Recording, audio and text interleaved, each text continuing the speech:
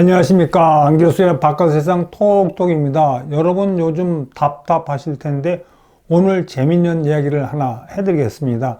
제목이 북러 염소 동맹입니다. 북한과 러시아 간에 그 염소로 굳게 맺어지고 있는데 지금 뭐 국내 신문이나 외신에 보면은 쿠르스크 지역에 들어간 북한군들이 많이 그 우크라이나 특히 드론 공격을 받아가지고 그 당하고 있는데 동영상을 주다 보니까 개활지 있지 않습니까? 우크라이나는 주로 이제 개활지죠. 초원을 막 북한군 병사로 추정되는 군인들이 막 달려가는 거를 드론으로 그냥 잡더라고요. 공중에서요. 북한군은요, 우리나라는 산악이 전국토의 뭐 3분의 2 이상이잖아요. 북한군은 산악전 유격부대를 많이 집중적으로 육성하고 있어요. 이런 부대가 제일 싫어하는 것이 뭐겠습니까? 개활지, 평야를 지나가는 거예요. 평야를. 그리고 또 이 평야를 지나가면 공중 공격에 노출되지 않습니까? 그래서 6.25 때 그 북한군이나 중공군은 주로 제공권을 미군이 잡고 있기 때문에 야간에 이동하고 그 다음에 이제 낮에는 이렇게 위장하고 자잖아요. 위장을 하는데 위장을 위반하잖아요. 그러면 그냥 지휘관이 즉석에서 이렇게 쏠 수 있다고 그럽니다. 왜냐하면 이렇게 한 100명이 위장하는데 한 명이라도 잘못되면 미군이 폭격할 정도로. 이팀 입장에서도 가만히 있을 수가 없죠. 뭐 화끈한 동맹이라고 그랬으니까 군사기술, 무기, 뭐 얼마 전에 신문에 나온 거 보면 뭐 러시아 전투기 주겠다는데 러시아 입장에서는 허접하지만 북한군 입장에서는 굉장히 최신 그 전투기입니다. 그 다음에 이제 뭐 이 푸틴이 동물 애호가랍니다. 그래서 사이베리아 곰 유명하잖아요. 곰 몇 마리 주고 뭐 식량도 주고 거기까지는 이해가 되는데 염소를 1,500마리나 줬어요. 염소를. 러시아 염소를. 지난 8월에 447마리 주고 9월에 945마리 주세요. 러시아같이 큰 나라 주려면 화끈하게 큰 황소나 뭐 말을 주지 왜 쪼쪼하게 조그만 염소를 주냐 하는 건데 이게 스토리가 있더라고요. 북한의 지도자가 이 주민들의 식량이 부족하고 그 우유가 부족하니까 야 아이디어가 있다. 염소 키워갖고 염소젖을 먹이면 된다. 제가 어렸을 때 60년대에는 염소 키워갖고 옛날 코카콜라바에다 이렇게 달아갖고 아침에 배달해주고 그랬어요. 그러니까 이제 염소 키우기 운동을 하고 있으니까 그거를 푸틴이 알고 야야야 러시아 염소 이렇게 우유도 팍팍 나오는 거 줄게 이런 식으로 이제 준 것 같은데 이게 이유가 되는 게 뭐냐면 뭐 염소를 키우면은 뭐 젖짜서 이렇게 어린애들한테 주고 필요한 사람한테 주고 뭐 끝에 가서 염소 잡아먹고 그 다음에 염소 분뇨가 또 북한이 퇴비하는 데 굉장히 도움이 되니까 아주 기똥찬 그 아이디어니까 야 전국에 또 평양을 한번 지시하면 막 전국이 따르잖아요 열심히. 그러니까 전국에서 염소 키우기 운동이 벌어지는데 이거 제가 딱 보니까 야 저거 이렇게 먹을 게 없어서 저러는 건 참 제가 북한이 하는 거 이해가 되는지 저 염소 키우기가 지나치면은 저게 빈곤의 악순환이 됩니다.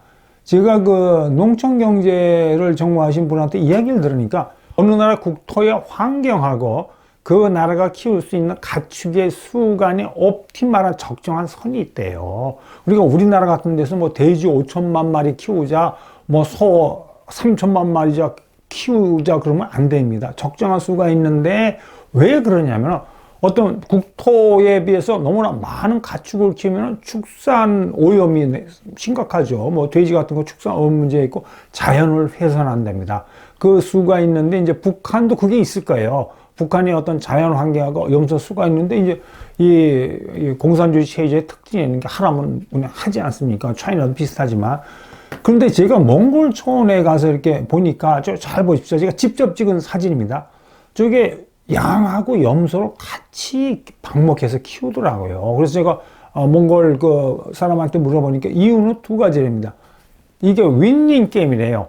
양은 풀의 풀 잎을 먹고 염소는 풀의 뿌리를 먹어버리는 겁니다. 두 번째, 이리가 공격을 많이 한대. 그래서 뭐 이 몽골에서 키우다 보면은 뭐 1년에 이리 때문에 많은 그 이 가축을 빼앗기는데 양은 이리떼가 습격하면 머리 받고 그냥 도망간대요.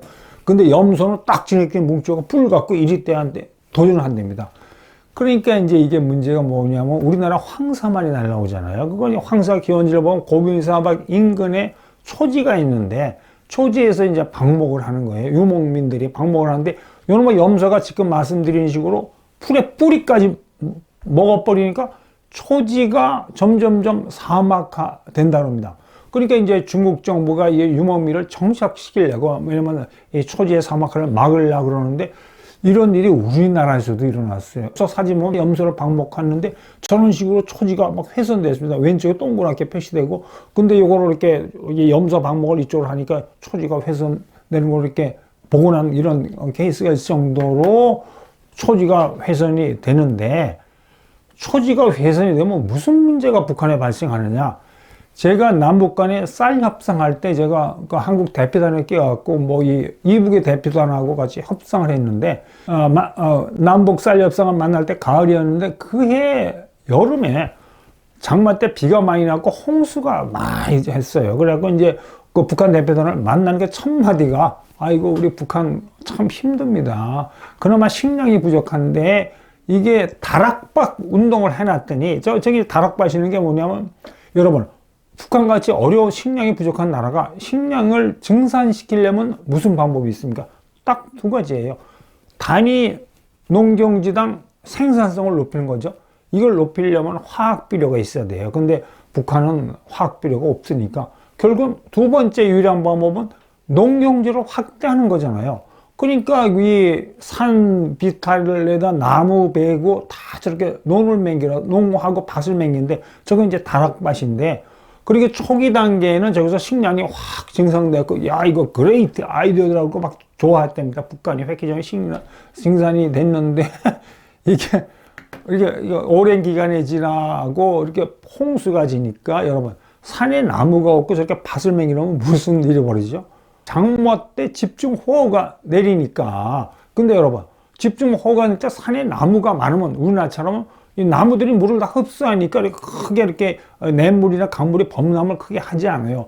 근데 북한은 아까 말씀드린 식으로 다락방 때문에 나무를 다 베고 초지가 없어지니까 그냥 토사가, 그냥 다락방에 있는 토사가 그 아래에 농경지로 막 내려오고 저렇게 그 주민들의 가옥을 덮친 겁니다. 그리고 아까 말씀드린 북한 대표가 한번 이 홍수 현장을 가봤대요. 그러니까 크게는 뭐 1m 이상 그 다락밭에 있는 토사가 내려와가지고, 그러니까 어떻게 좀 식량 문제를 해결하려고 아이디어를 짰는데, 초기 단계는 좋았는데 결과적으로 자연을 훼손시켜가지고 저런 문제가 생겼겠죠. 근데 우리나라 전문 연구기관이 조사한 바에 의하면 1999년에는 북한이 한 160만 헥타르가 이제 산림이 훼손됐는데, 2018년, 약간 오래된 자료입니다. 260만 헥타르가 산림이 훼손됐다. 그러니까 산림 훼손이 74%나 확 늘어난 거예요. 그러니까 이제 북한 산림 전체가 3분의 1이 황폐화되어 있다. 그런 현상인데, 이제 이게 왜 심각하냐면, 그럼 염소가 풀 먹으면 북한 나무나 산림은 괜찮을 거 아니야. 근데 궁극적으로 이게 장기화되면 북한 산림도 훼손됩니다. 역사적으로 이런 사례가 있습니다. 이 대서양에 무인도가 있는데, 이제 유럽, 스페인 이민자들이 가서 보니까, 무인도가 산림이 막 풍성하고, 뭐 이렇게 초지가 풍성하고 그러니까, 여기에 이민자들이 토끼를 갖고 간 거예요. 토끼가 풀 뜯어 먹잖아요. 근데 이 토끼가 이 천적이 없으니까 기하급수적으로 늘어나가지고, 산림이 풍성한 섬에 초지를 다 먹어버리니까, 초지를 먹으면은 토양이 척박해지거든요. 그냥 이 햇빛에 노출되니까. 그러니까 산림이 없어지고 지금 아주 황폐한 섬이 됐다는 그런 스토리가 있습니다. 제가 1970년대 중반에 시골, 경상도 시골 군청에서 한번 잠깐 이렇게 공무원으로서 이렇게 일해 본 적이 있는데, 그때 우리나라 시골의 군청의 행정이 제일 큰 게 뭐냐면은 낙엽 채취 금지입니다.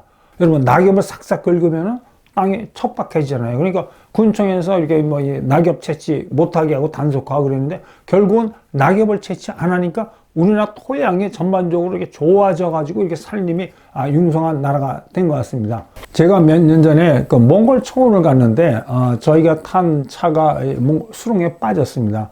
근데 이 차를 뺄 수 있는 레카차, 견인차를 불러오는데 12시간이 걸렸습니다. 12시간, 초원 속이니까. 그리고 저희가 초원 속에서 이렇게 앉아있는데, 지나가다 몽골인 2명이 우리하고 합류해서 이야기하고, 저기 마시는 게 와인입니다. 제가 그때 와인을 갖고 왔거든요. 근데 저 두 몽골 사람들 표정 보세요. 얼굴 이렇게 보고 대해보니까 저게 그냥 활만 들으면 옛날에 징기스칸 군대 그대로 되겠더라고요. 그 사람들이 굉장히 그 순박한 걸 제가 느꼈습니다. 그리고 여러분 시간 남으면 몽골 한번 가보세요. 몽골 가는데 꼭 두 가지가 있는데 6월 달에 가는 게 제일 좋습니다. 왜냐하면 6월 달에 가면 몽골의 추운 겨울을 이기고 나는 허브를 먹은 양이나 염소를 참 먹으면 그 고기 맛이 좋고, 8월에 가면 그 날파리 있지 않습니까? 파리 있지 않습니까? 파리는 뭐 곤충이 너무 많아서 굉장히 힘듭니다. 자, 오늘 여기까지 하겠습니다. 여러분 오늘 하루 원더풀 하십시오. 감사합니다.